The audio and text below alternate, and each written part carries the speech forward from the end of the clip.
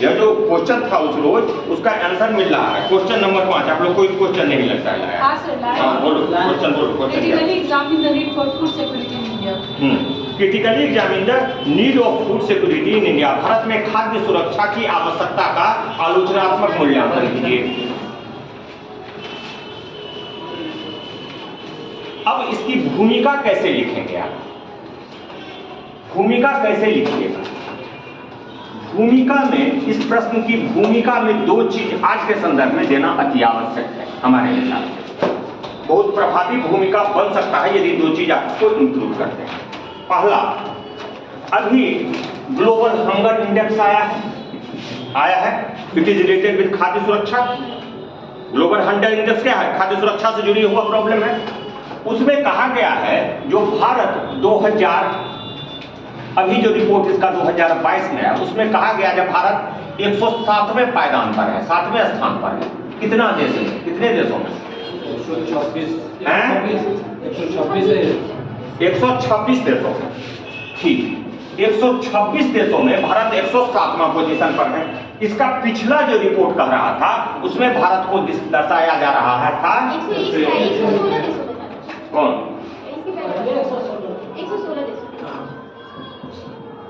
इसमें 116 देशों में।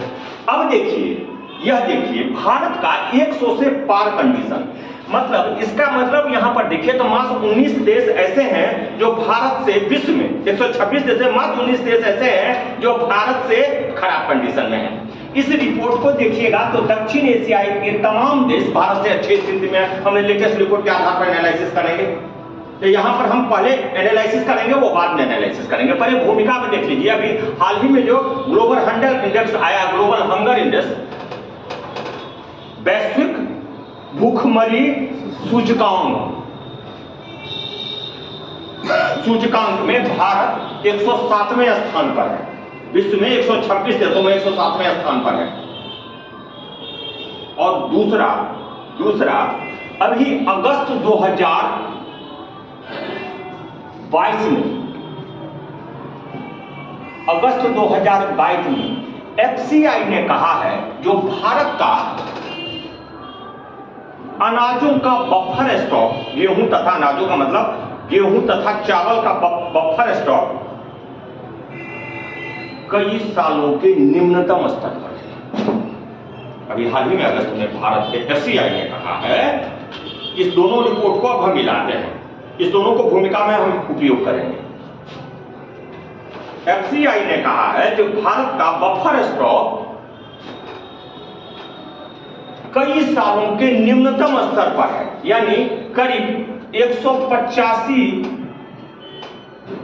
लाख टन है।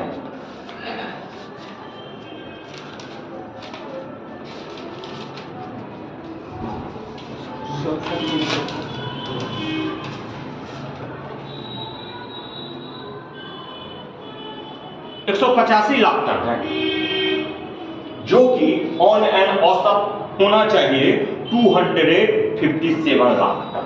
ऑन एन औसत कहता है बफर स्टॉक, यह स्टॉक भंडार भारत का 257 लाख टन होना चाहिए, रहता है। अभी हाल में भी इसके शुरुआत में यह था, वर्तमान में यह है। ये दोनों चीजें यह बता रहा है जो भारत में खाद्यान्न का भी आवाज, जो खाद्य सुरक्षा से रिलेटेड दोनों चीजें हैं, उस दोनों चीजें में अवेलेबिलिटी, यहां पर यह बता रहा है अवेलेबिलिटी भी कम है, एज वेल एज एक्सेसिबिलिटी भी कम है। अवेलेबिलिटी एंड एक्सेसिबिलिटी दोनों कम है।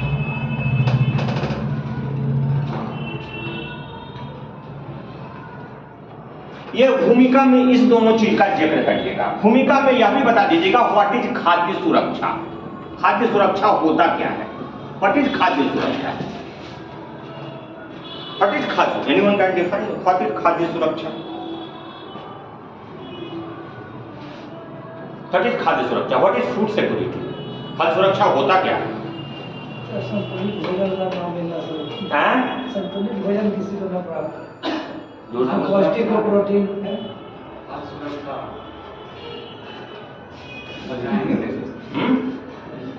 व्हाट इज खाद्य सुरक्षा? इस बार अच्छा टॉपिक है। हाँ, क्या होता है खाद्य सुरक्षा?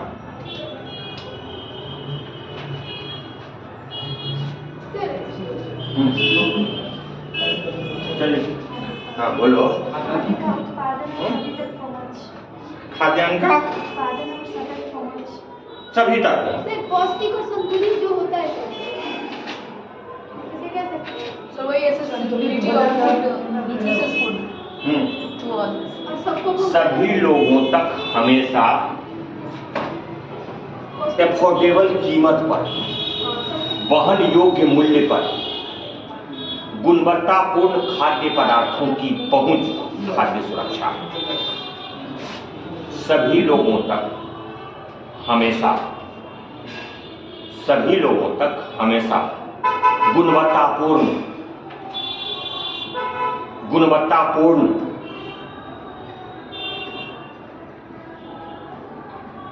खाद्य पदार्थों की पहुंच तथा उसे प्राप्त करने का सामर्थ्य, क्षमता, उसके प्राप्त करने की सामर्थ्य या क्षमता खाद्य सुरक्षा कहलाता है। प्राप्त करने की क्षमता तो गरीबी का है। इसी का एक एस्पेक्ट गरीबी भी है। गरीबों लोगों को खाद्य सुरक्षा, यह आवश्यकता जो टर्म यूज है, आवश्यकता, आपके क्वेश्चन में एक टर्म यूज है आवश्यकता, तो इसकी यहां पर यह भूमिका ला दीजिए। आवश्यकता टर्म यहां पर यूज है आपके प्रश्न में। आवश्यकता क्या है? आवश्यकता का आलोचनात्मक मूल्यांकन। आवश्यकता जब सब हम खाद्य सुरक्षा की करते हैं तो दो ग्रुप ऐसे हैं जहां पर यह आवश्यकता दो स्थिति में यह ज्यादा हो जाती है। जनसंख्या दिन प्रतिदिन बढ़ते जा रही है, तो आवश्यकता ज्यादा मत बोलो, अब हमको कहने दो, हम जब तक करेंगे ना उसके बाद तुमको जितना बोलना है। आवश्यकता से यहां पर दो, विशेषकर दो ग्रुप से ज्यादा मतलब है। एक है गरीब, पोवर्टी, रेखा से नीचे, गरीबी रेखा से नीचे रहने वाले लोगों के बीच यह क्या हर हमेशा यह खतरे में, इसकी आवश्यकता इसकी ज्यादा है। इसकी आवश्यकता पर्टिकुलरली धनी लोगों के लिए इसके बहुत, गरीबी रेखा से उसके लिए एक पहुंच होती है, सक्षम होते हैं, सब कुछ होती है, उनके लिए बहुत चिंता की बात नहीं है। यह जब हम सुरक्षा की बात करते हैं तो गरीबों के लिए यह बात ज्यादा बात करते हैं। It is also equally related with poverty. जिस देश में जितने गरीब लोग हैं, यूनाइटेड नेशन ने कहा है हाल ही में, जो भारत में विश्व के 1/4 भूखे लोग रहते हैं, कुपोषित लोग रहते हैं। विश्व का 1/4 कुपोषित लोग भारत में रहते हैं। और कुपोषित है इसका मतलब क्या? उनके पास खाद्य सुरक्षा नहीं है। जो भोजन की व्यवस्था, भोजन से गुणवत्तापूर्ण भोजन, उसी को कहेंगे ना खाद्य सुरक्षा। अब वह व्यवस्था नहीं है। 1/4 विश्व के जितने भी भूखे लोग हैं, यानी खाद्य भोजन जिनको नहीं मिला, उनसे 1/4 केवल भारत में रह रहे हैं। 25% के आसपास केवल भारत में रह रहे हैं।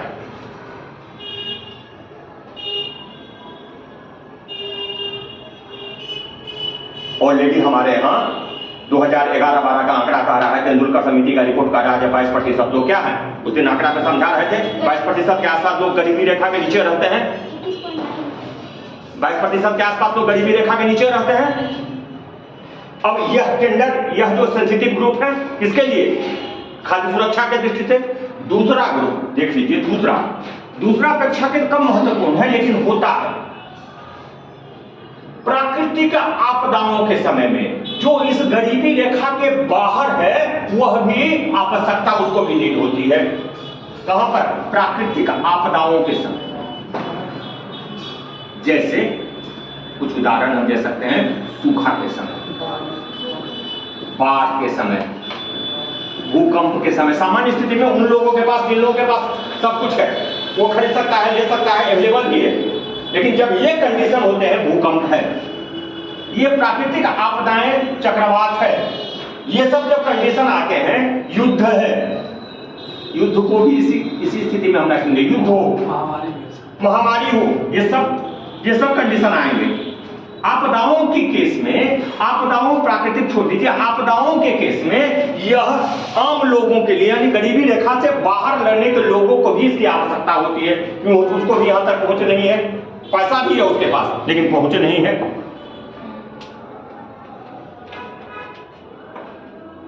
तो खाद्य सुरक्षा का इन दो ग्रुपों के लिए खासा महत्व है। विश्व के संदर्भ में यदि जोड़े तो विश्व में यह स्थिति, भारत के संदर्भ में जोड़ेंगे तो भारत में यह स्थिति तो बराबर आती रहती है। विश्व के संदर्भ में भी कहेंगे तो विश्व के संदर्भ में भी वर्तमान झेल रहा है, विश्व झेल रहा है। उसी की परिणति विश्व में जो अनाजों की कमी दिख रही है, विश्व के अनाजों में जो कमी दिख रही है, उसका एक कारण युद्ध है। रूस और यूक्रेन के बीच विश्व में हो रही अनाजों की कमी का एक कारण, प्रमुख कारण है विश्व बाजार में जो खाद्य के इन्फ्लेशन इंक्लूडिंग इंडिया में खाद्य पदार्थों का दाम आश्चर्यजनक रूप से यह 6% से अधिक जो महंगाई का दर बना हुआ है, उसका एक बड़ा कारण है खाद्य पदार्थों की महंगाई दर बढ़ी हुई है। खाद्य पदार्थों की खुदरा तथा थोक दोनों मूल्य बढ़े हुए हैं और एक नहीं कई माह से यह स्थिति बनी है। पिछले 8-9 माह से यह स्थिति है। 6% से ज्यादा है मुद्रास्फीति की दर और उसमें मेजर रोल खाद्यान्न प्ले कर रहा है। और यह भारत तक ही नहीं सीमित है, यह विश्व के लगभग देशों में यही स्थिति है। और विश्व की स्थिति का कारण क्या है? युद्ध सबसे प्रमुख उसका कारण है। अर्थात ऐसा यह सिचुएशन है जिसमें इस गरीबी रेखा से बाहर रहने वाले लोगों के लिए भी खाद्य सुरक्षा की स्थिति नहीं बनी हुई है। इसी संबंध में यह पॉइंट महत्वपूर्ण हो जाता है।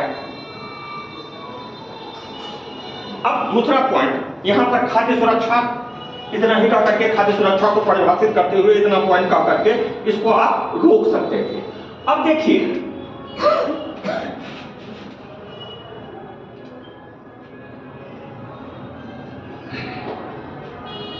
खाद्य सुरक्षा में 3 चीज सबसे महत्वपूर्ण है। जब मुख्य उत्तर आप लिखिएगा तो 3 चीज खाद्य सुरक्षा को जरूर, खाद्य सुरक्षा से मीनिंग क्या है उसी का एक्सटेंशन करेंगे तो 3 चीज सबसे जरूरी होता है।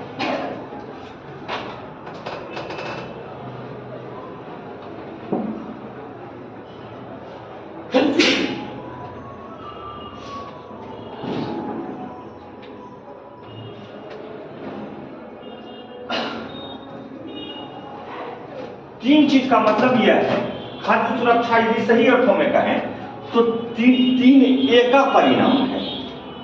3 ए का, अंग्रेजी में यदि समझे तो 3 ए का परिणाम है। एक है अवेलेबिलिटी, पहला ए है उपलब्धता, खाद्य पदार्थों की उपलब्धता।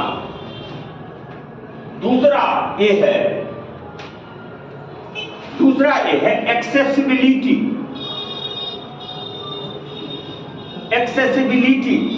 पहुंच, सभी तक पहुंच हो, खाद्य पदार्थों की सभी तक पहुंच हो। और तीसरा ए का क्या अर्थ है? क्या है तीसरा का अर्थ मीनू? एफोर्डेबिलिटी,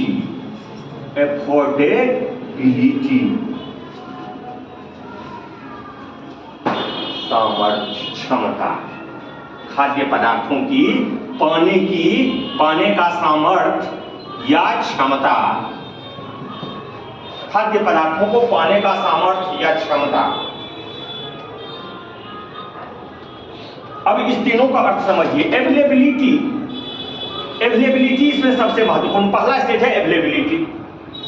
एवेलेबिलिटी 2 कारकों पर निर्भर है, 2 कारकों पर निर्भर है। सबसे पहला कारक है उत्पादन।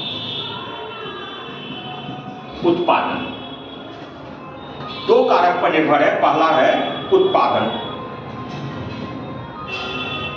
दूसरा कारक हो सकता है, यदि उत्पादन जिन देशों में नहीं है वह क्या कर सकते हैं, बाहर से आयात कर सकते हैं। भारत जैसे कर रहा है, भारत में प्रति व्यक्ति खाद्य तेल कम उपलब्ध है तो भारत में क्या करता है, आयात करता है। यानी अवेलेबिलिटी का, उत्पादन कम है तो उत्पादन की पूर्ति कहां से, आयात से कर रहा है, इसलिए आयात कर रहा है। उत्पादन नहीं है भारत में, नहीं है ना। तीसरा इसका तीसरा भी एक एस्पेक्ट है, उत्पादन और आयात के बाद इसका स्टॉक, भंडारण, इसका स्टॉक या भंडारण पिछला स्टॉक होना चाहिए, जिसको हम कहते हैं बफर स्टॉक कह सकते हैं हम। एग्जाम्पल है बफर स्टॉक, पिछला स्टॉक, भंडारण। अब कहोगे यह क्यों? अब उत्पादन होगा तब लोग क्या इंतजार करेंगे, उत्पादन होगा तब खाएंगे। खाते कौन है? पिछला स्टॉक खाते हैं, पिछला स्टॉक खाते हैं, यही ना खाते हैं। हम प्रतीक्षा नहीं कर रहे हैं ये चावल अभी कौन सा महीना है, जब अक्टूबर का धान की कटाई जैसे शुरू हुई है, शुरू हुई नहीं है, कहीं शुरू भी हुई है। तो क्या हम भूखे रह रहे हैं? हम क्या खा रहे हैं? चावल खा रहे हैं कि नहीं खा रहे हैं? पिछला स्टॉक खा रहे हैं, पिछला स्टॉक खा रहे हैं, चाहे वह स्टॉक उत्पादन से ना है या आयात से बनाया हुआ, खा रहे हैं पिछला स्टॉक। तो तीन एस्पेक्ट इसका अवेलेबिलिटी का महत्वपूर्ण है। उत्पादन होना चाहिए, आयात, उत्पादन नहीं है तो आयात, और तीसरा है पिछला स्टॉक होना चाहिए। ये तीनों चीजें हो रहा है अवेलेबिलिटी होने का गारंटी, ऑलमोस्ट गारंटी अवेलेबिलिटी होगी। यदि यह तीन एस्पेक्ट हो गया, उत्पादन नहीं है तो आयात है, सफिशिएंट आयात है, यानी इसका मतलब है जब विश्व में कहीं ना कहीं है, भारत में नहीं है, विश्व में कहीं ना कहीं वो चीज है, तो फिर आयात आप कर सकते हैं। यदि भारत में भी है तो पिछला स्टॉक का मतलब है आप उसको, या आयात से आप उसको सफिशिएंट स्टॉक रखिए, चाहे आप अपना उत्पादन, पिछला उत्पादन से स्टॉक बना करके रख लिए हैं या फिर आयात करके स्टॉक बना करके आप रखे हुए हैं, वही आपूर्ति आप होगा।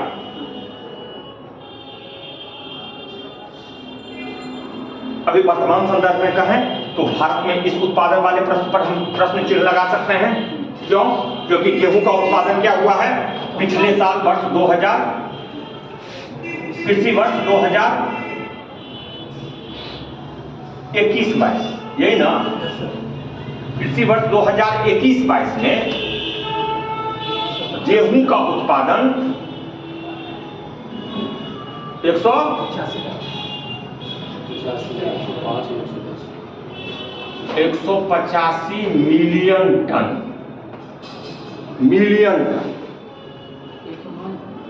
सॉरी टोटल खाद्यान्न का 109, ठीक है, इट इज राइट 109, जबकि चावल का करीब 120 मिलियन टन के आसपास है। अब देखिए ये स्टॉक, यह दोनों मिला करके कहता है आंकड़ा, खास करके गेहूं के संदर्भ में जो मूल्य वृद्धि हुई है वो उपलब्धता अभी क्या हुआ भारत में प्रभावित हुई है। गेहूं का उत्पादन इस आंकड़ों में न जाकर के सिर्फ कह सकते हैं हम, गेहूं का उत्पादन भारत में पिछले खरीफ वर्षों में कम हुआ, पिछले रबी वर्षों में कम हुआ है। वर्तमान जो गेहूं का मूल्य है, आटा का मूल्य है, वो उसके रूप में इसका रिफ्लेक्शन दिख रहा है हमको। 35 रुपए 40 रुपए तक गेहूं तथा आटा का कीमत चला गया है। इसका कारण यही है क्योंकि उत्पादन कम हो गया। उत्पादन कम होने की जो बात है वह है मौसम अनुकूल नहीं रहा। उत्पादन के प्रमुख कारण थे मौसम अनुकूल नहीं रहा, जिसके कारण ऐसा हुआ। अब इसका क्षतिपूर्ति हमने कहा आयात से कर सकते हैं। यहां पर हम फिर इसी स्थिति को दिखा रहे हैं, क्योंकि गेहूं मेरा मेजर स्टेपल फूड है, गेहूं। अब इसकी क्षतिपूर्ति हम आयात से कर सकते थे। हम आयात कहां से? विश्व बाजार से कर सकते हैं। विश्व बाजार में ऑलरेडी कमी है, कीमत चढ़ा हुआ है। तो ये हम आयात वाला एस्पेक्ट यहां पर हमारा इस संदर्भ में, गेहूं के संदर्भ में आयात वाला एस्पेक्ट थोड़ा प्रभावित है। आदि के संदर्भ में देखें, यानी खाद्यान्नों का और उसका प्रभाव अल्टीमेटली चावल पर भी पड़ रहा है।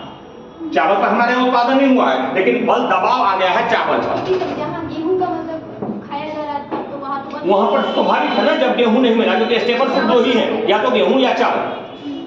तो चूंकि गेहूं की अवेलेबिलिटी महंगा हो गया है, अवेलेबिलिटी कम हो गया है, तो उसके स्थान पर लोग चावल खाने लगे। तो सरकार ने पहले गेहूं पर प्रतिबंध लगा दिया था बाहर भेजने पर, बाद में क्या किया, चावल पर भी प्रतिबंध लगा दिया।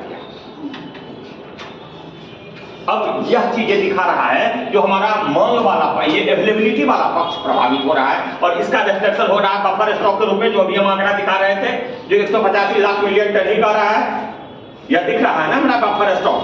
बफर स्टॉक यह कम होगा 185, मतलब कई सालों में सबसे न्यूनतम होना, यह इस बात की ओर रिफ्लेक्शन कर रहा है जो हमारा उत्पादन नहीं हुआ है, हम आयात कर नहीं पा रहे हैं, कर नहीं सकते हैं, कर नहीं पा रहे हैं, और परिणाम यह हुआ जब हमारा खपत तो हो ही रहा है, बफर स्टॉक कम हो रहा है।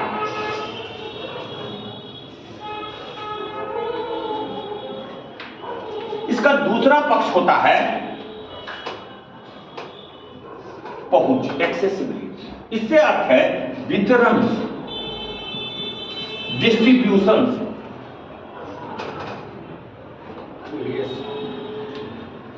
वितरण, अब हम कह सकते हैं खाद्य पदार्थ उत्पादन भी हो रहा है, आयात भी हो रहा है, लेकिन एक जगह होगा।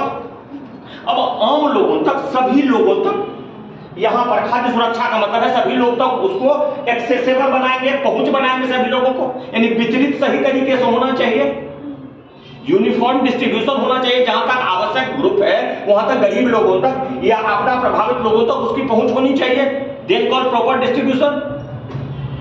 भारत में डिस्ट्रीब्यूशन के लिए जो एजेंसी है, अच्छा इसके लिए जो एजेंसी है, उत्पादन और पिछला स्टॉक जो तैयार होता है वो किससे तैयार होता है?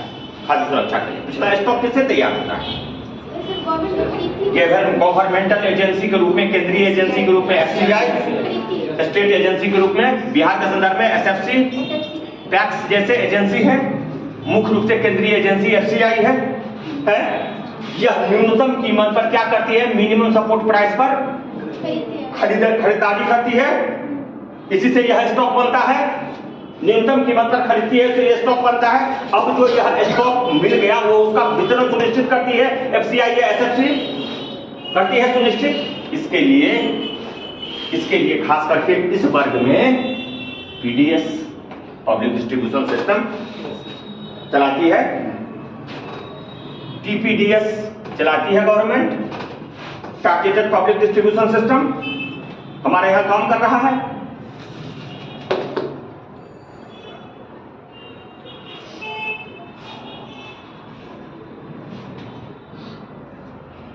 जन वितरण प्रणाली की सस्ती दुकानें,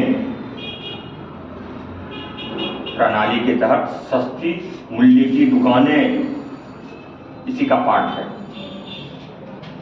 इसके द्वारा इस टारगेटेड ग्रुप को सरकार एफोर्डेबल कीमत पर खाद्यान्न की उपलब्धता सुनिश्चित करती है। यह जो पीडीएस सिस्टम के तहत मिलने वाले अनाज हैं वह कहां से आते हैं? यह जो एफसीआई या एसएफसी मिलती है उसकी जो खरीदारी उसने पिछला स्टॉक तैयार किया था वही यहां पर सस्ते दर पर, सब्सिडाइज रेट पर सप्लाई किया जाता है। कहां पर? सब्सिडाइज रेट पर। सरकार सब्सिडाइज रेट पर यानी अनुदानित दर पर, अनुदानित दर पर सरकार सप्लाई करती है। किसको? पीडीएस के दुकानों को। पीडीएस सिस्टम के तहत आवश्यक वस्तुओं को सरकार सप्लाई करती है अनुदानित दर पर।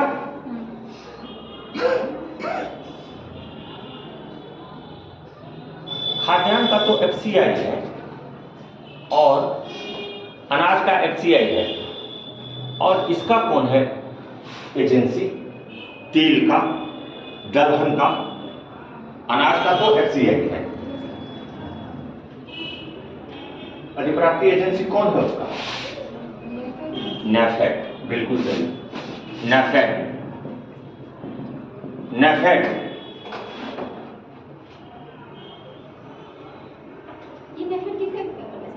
तेल, दाल,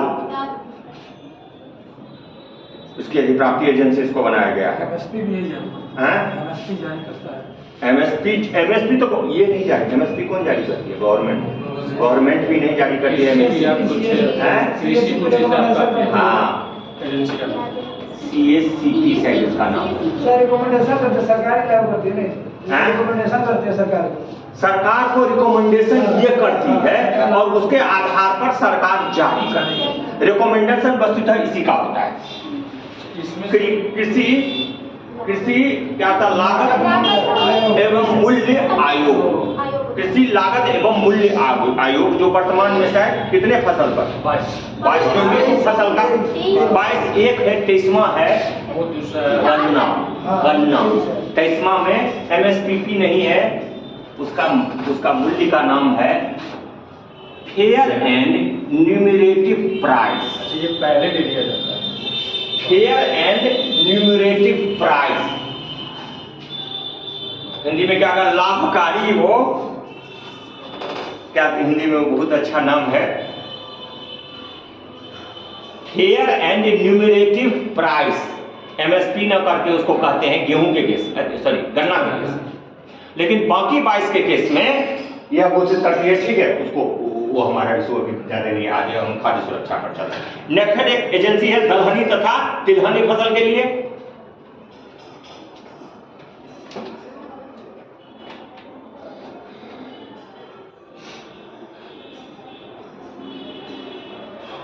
अब इन एजेंसियों के द्वारा वितरण के तहत पीडीएस या टारगेटेड पीपीडीएस के तहत सस्ती दर पर ये सामान, गेहूं, चावल या दलहनी तिलहनी जो भी सामान है, यह सस्ते दर पर उपलब्ध करवाती है।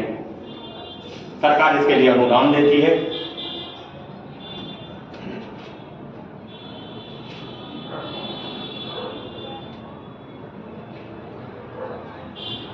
यानी सरकार इन प्रयासों के द्वारा यूनिफॉर्म वितरण को खास करके गरीब तथा आपदा प्रभावित क्षेत्र के लोगों को उसकी एक्सेसिबिलिटी को सुनिश्चित करती है, उसकी पहुंच को, इन खाद्य पदार्थों की पहुंच को सुनिश्चित करती है। उत्पादन स्टॉक है, लेकिन वहां तक यदि नहीं गरीबों तक यह पहुंचेगा नहीं तो फिर उसका उपलब्धता का कोई मतलब नहीं है। दैट इज नॉट खाद्य सुरक्षा, दैट इज नॉट खाद्य स्टॉक। आपका उपलब्धता है, पिछला स्टॉक भी है, लेकिन आप भेज नहीं रहे हैं, जहां पर जरूरत है गरीबों को मिल नहीं रहा है, आपदा प्रभावित क्षेत्रों को मिल नहीं रहा, बाढ़ग्रस्त सूखाग्रस्त क्षेत्र में मिल नहीं रहा है लोगों को। दैट इज नॉट खाद्य सुरक्षा। सरकार इन प्रयासों के द्वारा अब इसकी चुनौतियां क्या है, वो कालाबाजारी इसकी चुनौतियां, हम चुनौतियां जब आलोचना करेंगे ना तब हम आएंगे, आलोचना पर आएंगे, जो चुनौती हाँ उस पर आएंगे। निगेटिव एस्पेक्ट, हम पॉजिटिव एस्पेक्ट यह है क्या, इसको समझा रहे हैं। अब निगेटिव पर आ जाएंगे, अब इस चीज को समझा के सीधे निगेटिव पर आ जाएंगे, जो क्या है स्थिति भारत में, सीधे निगेटिव पर हम आ जाएंगे। वितरण के बाद हम कह देते हैं एफोर्डेबिलिटी।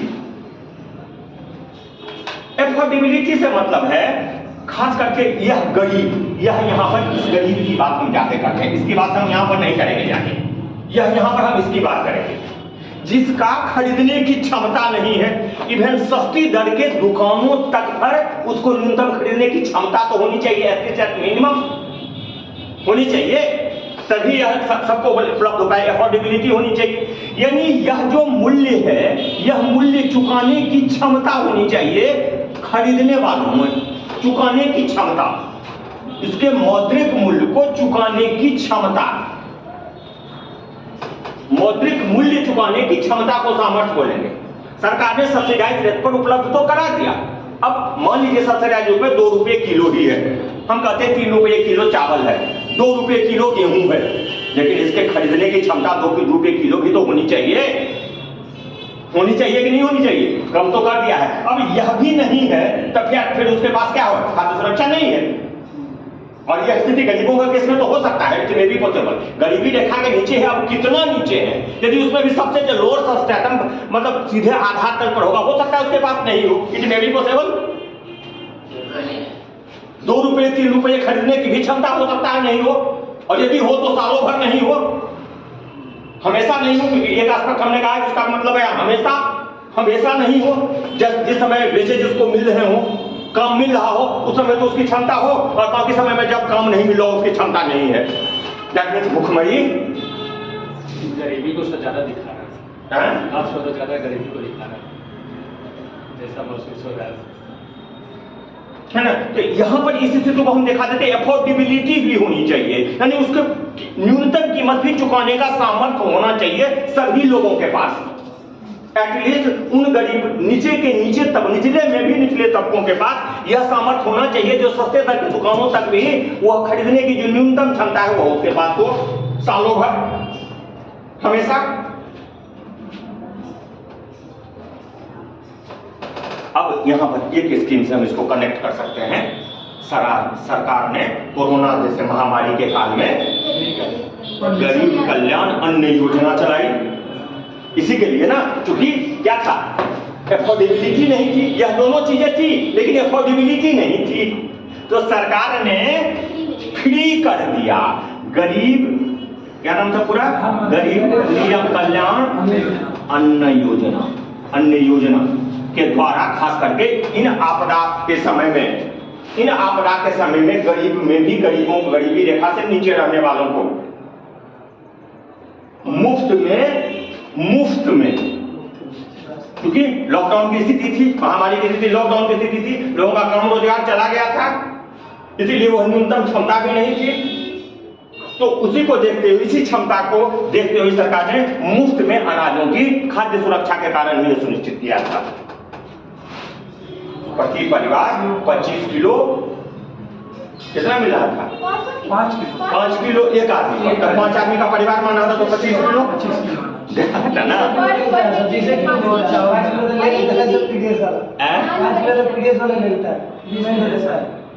ये सब बात नहीं कही, इसकी एक आलोचना जब कहेंगे तो उसमें भ्रष्टाचार की बात है। हम आलोचना कालाबाजारी न भ्रष्टाचार, यहाँ पर भ्रष्टाचार कहेंगे, कालाबाजारी अनोदर थी। इसकी आलोचना करेंगे। भारत में खाद्य सुरक्षा तो करने के लिए है, गरीब कल्याण अन्न योजना से चला रहे हैं, लेकिन 25 किलो मिल कहाँ रहा है? 25 किलो की जगह पर 20 किलो। या आलोचना नहीं, आलोचना है कहाँ पर कौन सी चीजें कहनी है, आप जानते हैं सब, लेकिन कहना किस बात को कहाँ पर है, प्लेस किस तरह पर है, तो वहां पर हमको प्लेस करना है, यहाँ पर इसको प्लेस करना है। सरकार ने इसी क्षमता को देखते हुए यह योजना चलाई थी, इसी खाद्य सुरक्षा को देखते हुए, मतलब रिसेंट घटना से हम जोड़ दे रहे हैं। This is the case. अब यहां पर आ जाइए, इसके बाद वह प्रश्न कह रहा था आलोचनात्मक मूल्यांकन। आलोचनात्मक क्या कहा था? आलोचनात्मक परीक्षण। अब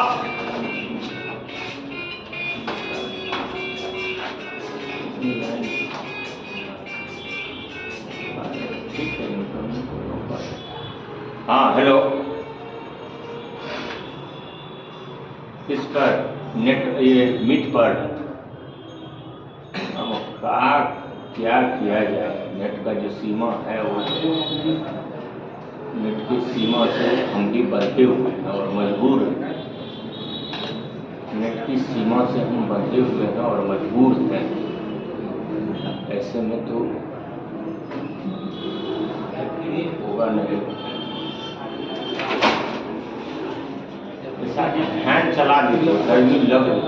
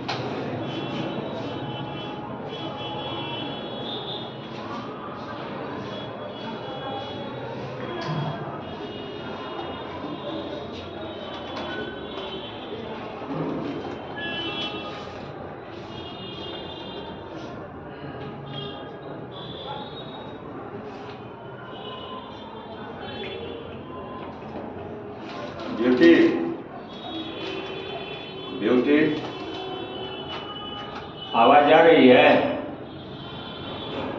ब्यूटी आवाज, विकासी आवाज। प्रसाद जी फैन थोड़ा चलाइए, हमको गर्मी लग रही है, खाली आगे वाला चला लीजिए, है ना? आवाज हम ही एग्जिट हम नहीं हो गए थे, ये खुद हमको एग्जिट कर दिया था। ये नेटवर्क जो है ना वो हमको एग्जिट कर दिया था ना, हम एग्जिट अभी नहीं होंगे, अभी थोड़ा देर और चलेगा। तो ये अवेलेबिलिटी, एक्सेसिबिलिटी एंड अफोर्डेबिलिटी पर इसको हम एक्सप्लेन करेंगे। अब आ जाते हैं सीधे आलोचना पर, क्योंकि क्रिटिकली था तो क्रिटिकली वाले पक्ष पर आधा से ज्यादा जोर देना है। आलोचना क्या क्या, इसमें क्या क्या करिएगा, बहुत सारी बातें। अब इस तीनों को जितना हमने पाठ चुना है सबके बाद समझ में हम कुछ ना कुछ कर सकते हैं। क्रिटिकली उत्पादन वाले पक्ष पर हम कह सकते हैं, जैसे हमने गेहूं के केस में भी कहा, भारत में मौसम का मार इस पर पड़ता है। उदाहरण है अभी लेटेस्ट उसका उत्पादन कम हो गया है, उत्पादन वाले पक्ष पर हम करेंगे। वैसे तो भारत में उत्पादन ठीक ठाक होता रहा है कई वर्षों तक, लेकिन अभी भारत में स्थिति पिछले वर्ष ये हो गई थी, जो उत्पादन गेहूं का उत्पादन जो अनुमान था, यानी पिछले कई वर्षों के औसत से कम हो गया, उत्पादन कम हो गया। और उसका प्रभाव क्या खाद्यान्न के खाद्य सुरक्षा पर दिखने लगा। मूल्य क्या हो गया, बढ़ गया। इसका मतलब सबके सामर्थ्य क्या हो गए, नहीं रहे। यह चीज प्रभावित होगा ना, मुद्रास्फीति बढ़ेगा तो सामर्थ्य कमेगा, इसका सीधा असर यहाँ पर सामर्थ्य पर पड़ेगा, यानी गरीबों के पहुंच से दूर हो जाएगा। वह आम मार्केट में, ओपन मार्केट में सरकार जन वितरण प्रणाली के तहत पहुंचाती है, लेकिन आम मार्केट में कई लोगों के पहुंच से दूर हो जाएगा वो। इसी तरह हम यहाँ पर आयात के संदर्भ में कह सकते हैं, तो यहाँ पर हम कह देंगे मौसम की मार भारत में खाद्यान्न उत्पादन पर या खाद्य पदार्थों के उत्पादन पर प्रायः बाढ़ सूखा का प्रतिवर्ष भारत के किसी न किसी भाग में प्रभाव पड़ता है, जिसके कारण उस क्षेत्र में उत्पादन कम होता है, उस खाद्य पदार्थ का उस क्षेत्र में उत्पादन कम होता है, जिससे उस क्षेत्र में उपलब्धता प्रभावित होती है।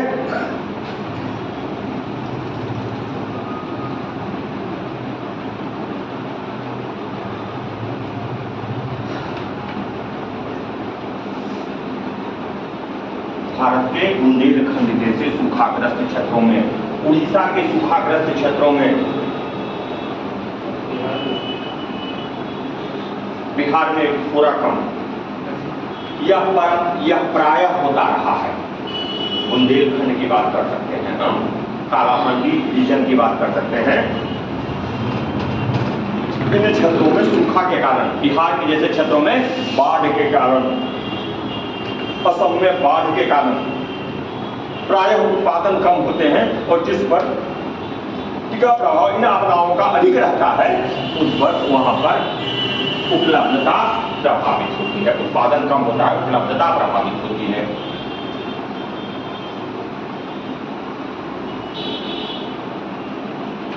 आयात के संदर्भ में कह सकते हैं, तो इसी तरह भारत अपनी आवश्यकता का करीब 50% तेल, करीब 50% खाद्य तेल भारत आयात करता है। अबाउट 40-50% अपनी आवश्यकता का खाद्य तेल भारत आयात करता है। कुछ वर्ष पहले तक भारत अपनी आवश्यकता का 25% से अधिक दालें आयात करता रहा है। कुछ वर्ष पूर्व तक अपने आवश्यकता का 1/4, 1/3 से 1/4 दालें आयात करता रहा है।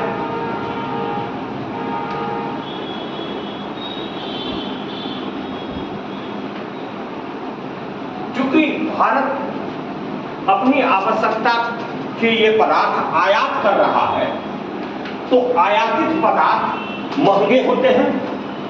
तो आयातित पदार्थ महंगे होंगे, तो महंगे जैसे ही होंगे वैसे ही सामर्थ्य क्षमता सबकी नहीं रहेगी, यह एक फैक्टर बन जाएगा।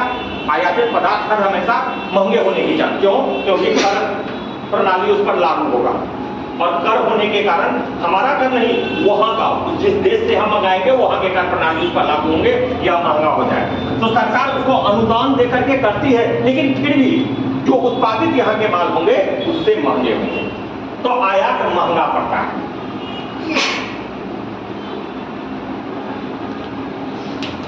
इसी सब सिचुएशन को देखते हुए भारत ने वर्तमान में गेहूं तथा चावल के निर्यात पर भी प्रतिबंध लगाया है। क्यों?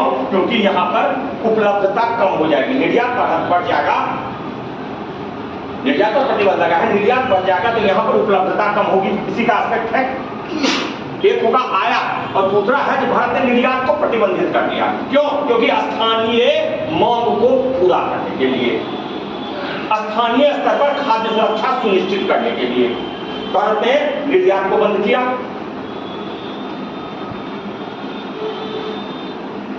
तो यह आयात सामर्थ्य क्षमता से बाहर होने की संभावना रहती है, जिससे खाद्य सुरक्षा प्रभावित होता है।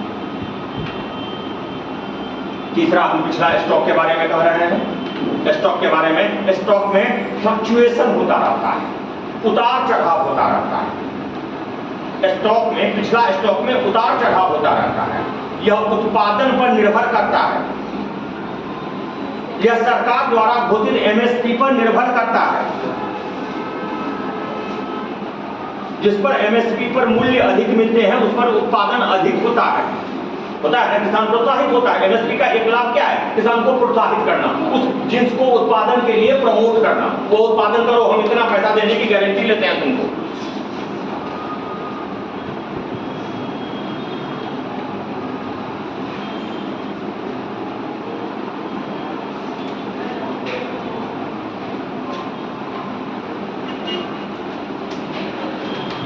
अब उत्पादन कम, आयात नहीं, परिणाम यह होता है भारत में अभी के संदर्भ में हम कह सकते हैं, जो एफसीआई के द्वारा केंद्रीय पूल के तहत, एफसीआई के द्वारा केंद्रीय पूल के तहत खाद्यान्न की न्यूनतम उपलब्धता, कुछ वर्षों की न्यूनतम उपलब्धता यह साबित कर रहा है, यह दिखा रहा है जो भारत में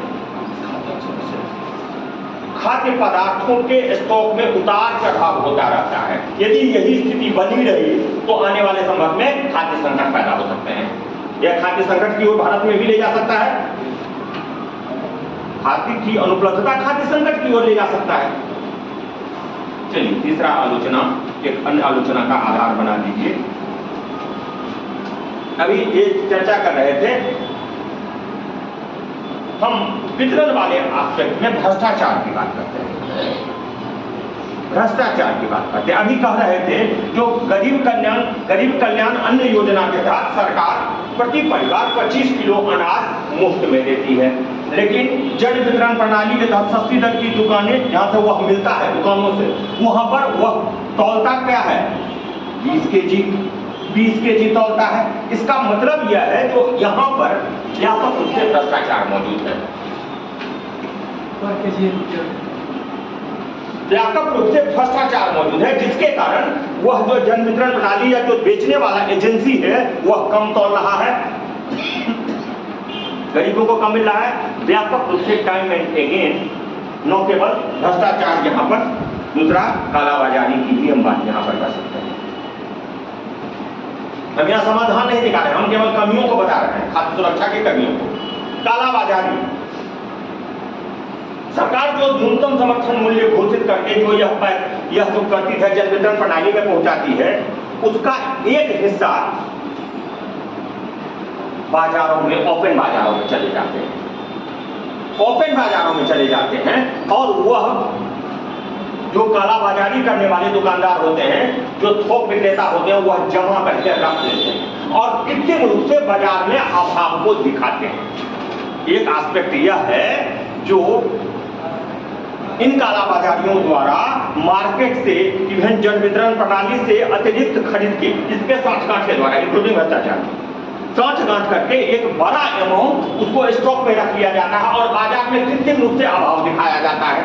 अब कृत्रिम रूप से जब अभाव पैदा हो जाता है तो इन्फ्लेशन, और तब वह कहता है माल निकाल करके बेचने लगता है। दैट इज कालाबाजारी, दैट इज कालाबाजारी। भारत के खाद्य सुरक्षा के सामने में एक बड़ी चुनौती कई वर्षों से यह रही है, कालाबाजारी, जिसके कारण सामान्य से कई गुना अधिक मूल्य पर प्याज, आलू भारत में मिलते रहे। कालाबाजारी का ही उत्पादन प्याज का कम नहीं होता। इस बार संयोग था जो यह कालाबाजारी पर नकेल कथा सरकार ने पिछला स्टॉक बना करके सफिशिएंट रख लिया था, इसीलिए ये चीज नहीं हुआ। लेकिन कई वर्षों से ऐसा हो रहा था, जो प्याज की कीमत जैसे ही अगस्त आते थे, जुलाई अगस्त आते थे, एकदम आसमान छू जाता था। उसमें मेजर रोल कालाबाजारी का था। उत्पादन कोई ऐसा कहिएगा ये उत्पादन जब कर गया भारत का प्याज का, ऐसा कतई नहीं है। यहाँ पर कालाबाजारी पर नकेल एक फैक्टर है, एकमात्र फैक्टर नहीं है, एक फैक्टर है। ठीक है, तो ये कालाबाजारी के दौरान हम यहाँ पर निगेटिव रेट दिखा रहे हैं, यह समाधान नहीं, निगेटिव रेट दिखा रहे हैं, जो खास करके प्याज के मूल्य, आलू के मूल्य में बेतहासा वृद्धि, दाल के मूल्य में बेतहासा वृद्धि, अभी हाल ही में तेल के मूल्य में बेतहासा वृद्धि का एक कारण बताया जाता रहा है कालाबाजारी। भारत में एक कारण रहा है कालाबाजारी, जिसमें ब्लैक मार्केटिंग के द्वारा मार्केट में, बाजारों में कृत्रिम रूप से अभाव दिखाया जाता है और मूल्य चढ़ने पर उसको अतिरिक्त आमदनी अर्जित करने के लिए, अतिरिक्त मूल्य अर्जित करने के लिए ओपन मार्केट में बेचा जाता है। उसमें इस जन वितरण प्रणाली के लोगों से भी साठगांठ है उनकी, हम कह सकते हैं, यू कैन क्रिटिकली एनालाइज, ये जन वितरण प्रणाली के दुकानों से भी इसकी साठगांठ होती है। यहाँ पर एक और बात कहते हैं, जन वितरण प्रणाली दोषपूर्ण है, उसका भी दोष यहाँ पर दोषपूर्ण जन वितरण प्रणाली, खास करके कहते हैं गुणवत्ता के संदर्भ में, गुणवत्ता के संदर्भ में कह सकते हैं। यह जो हम जन वितरण प्रणाली की अभी बात कर रहे थे, एक तो कह रहे थे तौल कम कर रहा है, दूसरा अनाजों की गुणवत्ता भी खराब रहती है, खाद्य पदार्थों की गुणवत्ता खराब रहती है, दालें चावल कंकर युक्त वहां पर मिलते हैं, और उसके बदले में जो अच्छी चावल तथा दाल वहां पर सरकार उपलब्ध करवाती है, वो ओपन मार्केट में चला जाते हैं, कालाबाजारियों को, या ओपन दुकानों में बिकते हैं, कर सकते हैं ना। तो यह एक आस्पेक्ट है गुणवत्तापूर्ण, वहां पर गुणवत्तापूर्ण नहीं होने के कारण कई बार लोग जन वितरण प्रणाली से लोगों का मोह भंग हुआ है, होता रहा है भारत में। कई बार गुणवत्तापूर्ण खाद्यान्न नहीं मिलने के कारण, उत्पाद नहीं मिलने के कारण यहां से लोग भागते रहे हैं, चाहते हुए सामर्थ्य नहीं है, फिर भी लोग मजबूर हैं ओपन बाजार में जाने के लिए, क्योंकि वहां जो दालें मिलेंगी वो कंकरयुक्त मिलेगी, चावल मिलेंगे कंकरयुक्त मिलेंगे, तेलें मिलेगी मिलावटी मिलेगी।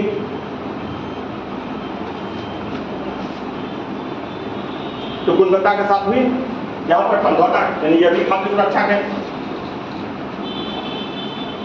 गुणवत्ता की एक एस्पेक्ट यह भी है, जो भारत में टाइम एंड अगेन हम तो यह कहते हैं, जो खाद्य सुरक्षा, खाद्य सुरक्षा, खाद्य सुरक्षा, खाद्य सुरक्षा पर ज्यादा बल देते हैं, हम पोषण की सुरक्षा पर बल नहीं देते हैं।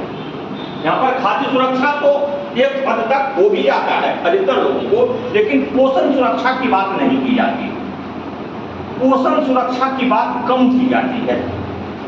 जबकि भारत में हमने कहा जो अधिकतर कुपोषित, दुनिया के 40% से अधिक कुपोषित बच्चे भारत में हैं, यूनाइटेड नेशन कह रहा है दुनिया के 40% कुपोषित बच्चे भारत में हैं। भारत की आधी महिलाएं एनीमिया जैसे रोग की कुपोषण के शिकार हैं। गर्भवती महिलाओं का 70-80% एनीमिक है। ऐसे में आप पोषण सुरक्षा की कतई बात नहीं करते, बात कम करते हैं। हमारे यहाँ उद्देश्य है पेट भरना, खाद्य सुरक्षा का अर्थ हो जाता है पेट भरना। किस प्रकार के भोजन है वह उसके सभी पोषक तत्व तो मौजूद हैं कि नहीं, इस पर नहीं ध्यान है, पेट भरने पर ध्यान है। परिणाम जटिलता यह आ जाती है कि कुपोषण तो होते ही होते हैं, मोटापा जैसे कई बार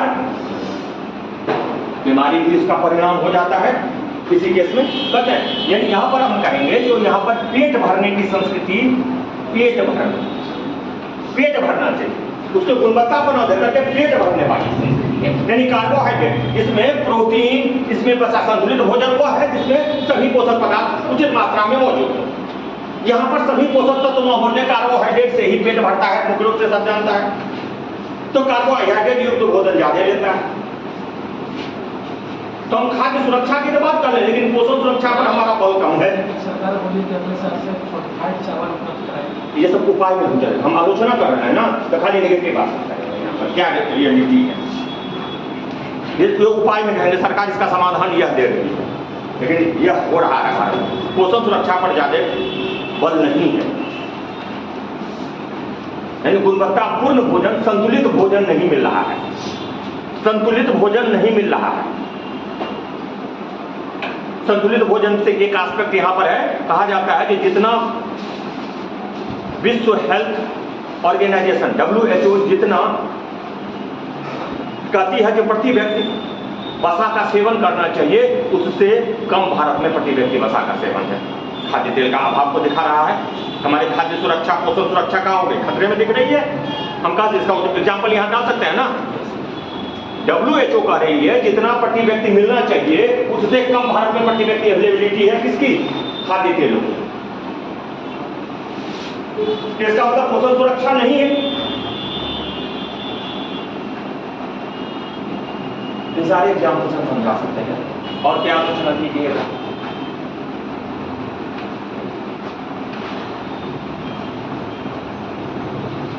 और क्या आलोचना हो सकता है भारत में खाद्य सुरक्षा।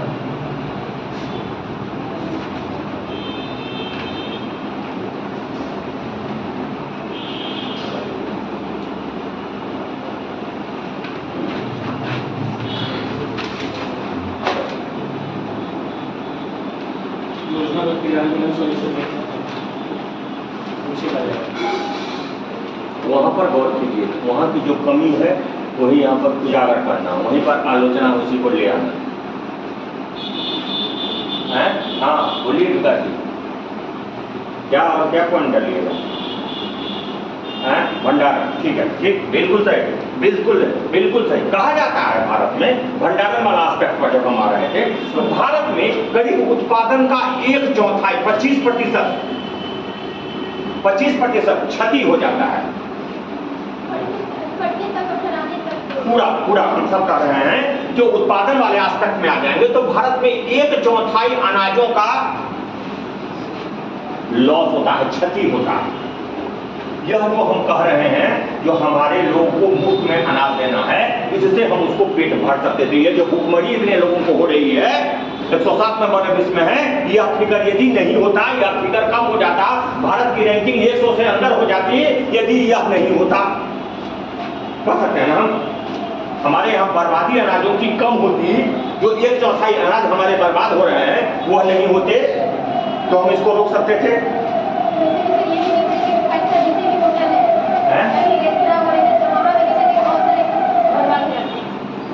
क्या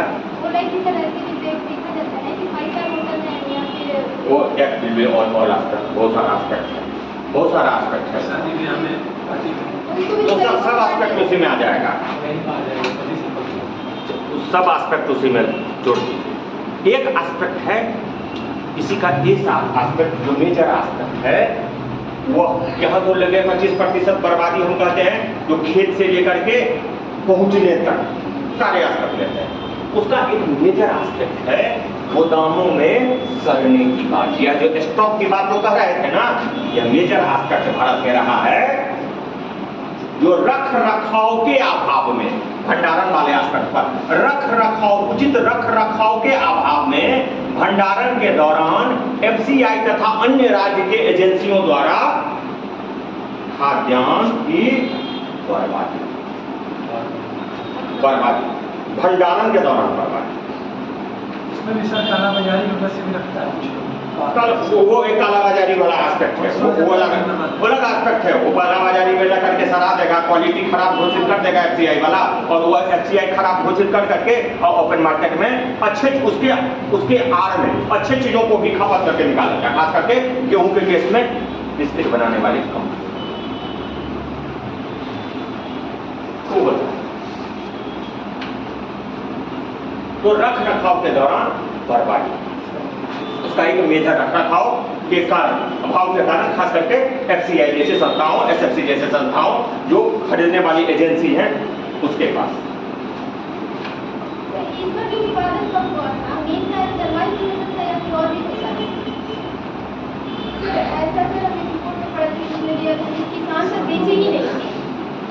किसान गवर्नमेंट को बेचेंगे, किसान निजी उत्पादन से मतलब बेचने का थोड़े, उत्पादन अलग एस्पेक्ट है, बेचन वो तो खरीद की बात आएगी तब ना।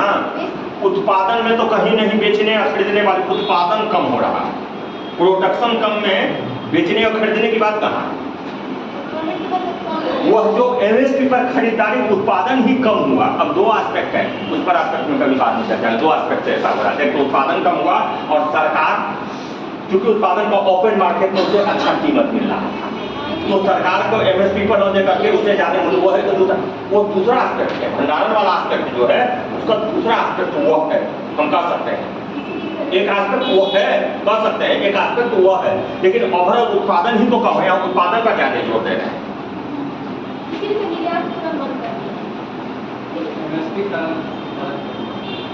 एमएसपी कम के कारण नहीं, उत्पादन एमएसपी जो था, एमएसपी तो पहले घोषणा सरकार कर देती है, दूसरे हम कह सकते हैं एमएसपी कम था, लेकिन एमएसपी तो सरकार साल दर साल बढ़ा रही है, एक एस्पेक्ट कह सकते हैं। अब कह रहे हैं जो एस्पेक्ट वह जो दर दे रही थी एमएसपी के तहत, उससे अधिक दर ओपन मार्केट में उसको मिल रहा था, तो वह ओपन मार्केट की ओर चला जा रहा था, एजेंसियों की बेच नहीं रहा था। यह एक कारण है, एक तो उत्पादन कम है और दूसरा यह भी कारण मिल करके स्टॉक को क्या कर रहे थे, घटा रहे थे। यही कारण है स्टॉक बहुत कम हो गया, कहाँ 200-250 के पार रहता था स्टॉक और यह 280-85 पर आ गया था। डाल सकते हैं, आलोचना कर रही है ना, आलोचना में डाल सकते हैं, उत्पादन वाला में डालेंगे और यहाँ पर यह डालेंगे जो सरकार यहाँ पर कहेंगे जो न्यूनतम समर्थन मूल्य ही कम है, उससे ओपन मार्केट में अधिक हो जाते हैं। वह कहेंगे कि यह कहीं ना कहीं यह जो गरीबों को यह जन वितरण प्रणाली को उपलब्धता यह प्रभावित कर सकती है, यह कर सकती है प्रभावित। यदि यही स्थिति बनी रही तो लोग ओपन मार्केट में बेचेंगे, वह जन वितरण प्रणाली के पास नहीं आएगा क्योंकि एफसीआई के पास ही नहीं जा रहा है, नहीं ले जा रहा है, तो इससे प्रभावित हो सकती है।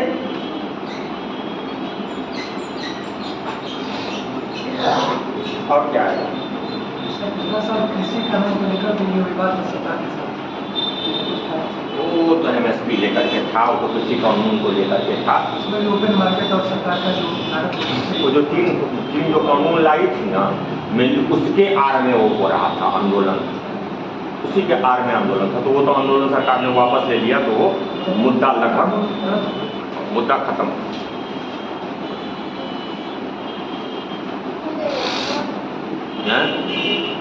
और क्या आलोचना हो सकता है इसका?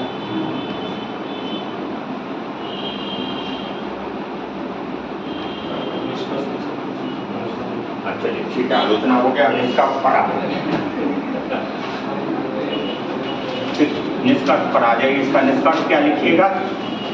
काम कर रही है,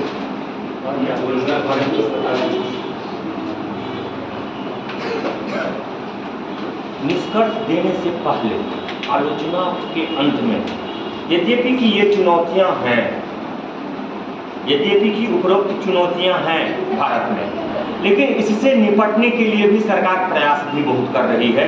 2-4-5 योजनाओं का नाम दे दीजिए और उसको कहिए कि सरकार कालाबाजारी को हाल फिलहाल में खाद्य सुरक्षा अधिनियम लाई है, इसी को सुनिश्चित करें, खाद्य सुरक्षा 2013 लाई है, जन वितरण प्रणाली को मजबूत कर रही है, उस पर देख रेख बढ़ा रही है, जिससे पारदर्शिता, बायोमेट्रिक एंट्री सभी का बायोमेट्रिक एंट्री हो रही है ना, 1 नेशन 1 कार्ड जैसे अवधारणा आ गए हैं, जिससे खाद्यान्नों की कालाबाजारी कम हुई है। हम कह सकते हैं ना, पारदर्शिता आई है, ये बातें कह सकते हैं हम।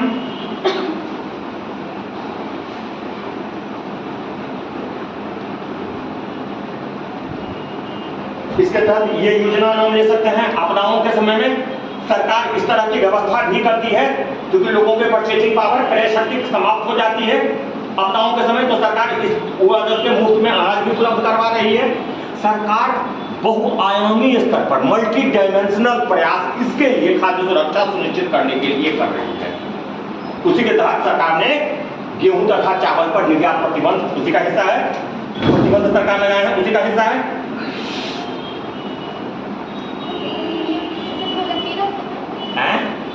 खाद्य सुरक्षा अधिनियम 2013, जिसमें सभी लोगों को पेट भरने के लिए गुणवत्ता को अनाज उपलब्ध करवाना सरकार का कल्याणकारी राज होने के कारण सरकार का मौलिक कर्तव्य हो गया है। यह कर्तव्य है सरकार का कि सबको आप अनाज उपलब्ध, कोई भूखे नहीं मरेगा। This is the obligation before government. खाद्यान्न के अभाव में कोई नहीं मरेगा। यानी निष्कर्ष पर जाने से पहले कुछ उपाय सुझाव दीजिए, बेहतर आंसर होगा। हमने खाली आलोचना ही आलोचना किया है ना, तो निष्कर्ष पर जाने से पहले 2-3 लाइन में कुछ सरकार के प्रयास बता दीजिए। सरकार पूछा मुझे देखिए कि नहीं गया, लेकिन बेहतर आंसर माना जाएगा। कुछ उपाय आप बता दीजिए, इसके लिए सरकार ये प्रयास कर रही है। उसके बाद निष्कर्ष पर आइए।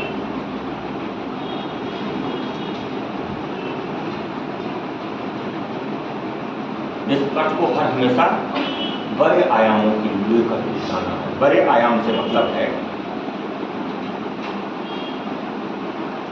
जो हम इसको एसडीजी के कोई गोल से यहाँ पर जोड़ सकते हैं। 2020 तक 0 हंगर। 0 हंगर गोल नंबर कितना है उसको दे दीजिए। सेकंड है, ठीक है। गोल नंबर 2 है जो तो अप टू 2000 एसडीजी के गोल के तहत यह कदम इसके दिशा में उठाए गए कदम यह न केवल भारत से बल्कि विश्व से भूखमरी को खत्म कर देगा, जो कि सरकार का, जो कि यूनाइटेड नेशन का टारगेट है एसडीजी के लक्ष्य 2 के तहत। इससे हम कनेक्ट कर सकते हैं। पुनः भारत ने हाल फिलहाल में सीडीएस जैसे स्कीम, मध्याह्न भोजन जैसे स्कीम चला करके, उसी का पार्ट है जैसे सीडीएस पोषण अभियान जैसे स्कीम चला करके न केवल खाद्य सुरक्षा बल्कि पोषण सुरक्षा को भी सुनिश्चित करने का प्रयास करते हैं। न केवल खाद्य सुरक्षा बल्कि पोषण सुरक्षा को भी सुनिश्चित करने का प्रयास करते हैं। यानी इसके द्वारा भारत सही अर्थों में समावेशी विकास की ओर जा रहा है। समावेशी विकास की ओर जा रहा है। बड़ा आयाम से समावेशी विकास, एसडीजी गोल एक बड़ा आयाम हो गया। दूसरा समावेशी विकास। कहीं ना कहीं एसडीजी के गोल 1 को भी हेल्प करेगा या गरीबी उन्मूलन में भी तो यह मदद करेगा ना। एसडीजी का गोल नंबर 1 है गरीबी हटाओ, है ना, गरीबी का उन्मूलन। लेकिन प्रत्यक्ष रूप से एसडीजी 2 से इसका संबंध है, गोल 2 से भूखमरी को समाप्त करना।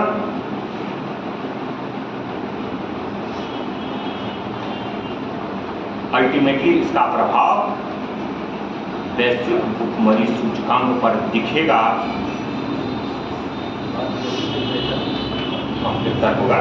क्योंकि वर्तमान पहले भी आप घूमते में कहा गया बहुत खराब स्थिति चल रही है भारत का। इवन अपने पड़ोसी देशों से भारत नीचे है। अपने पड़ोसी देशों से भारत नीचे है। पाकिस्तान जैसे पड़ोसी देशों से जहां संकट रहा है उससे भी नीचे। वही बात हम करें, अपने पड़ोसी देशों से समझा दो, अपने पड़ोसी देशों से भी नीचे है। सच अभी श्रीलंका को वो उपलब्ध करा, लेकिन उसका कैसे? श्रीलंका को अनाज वो उपलब्ध करा।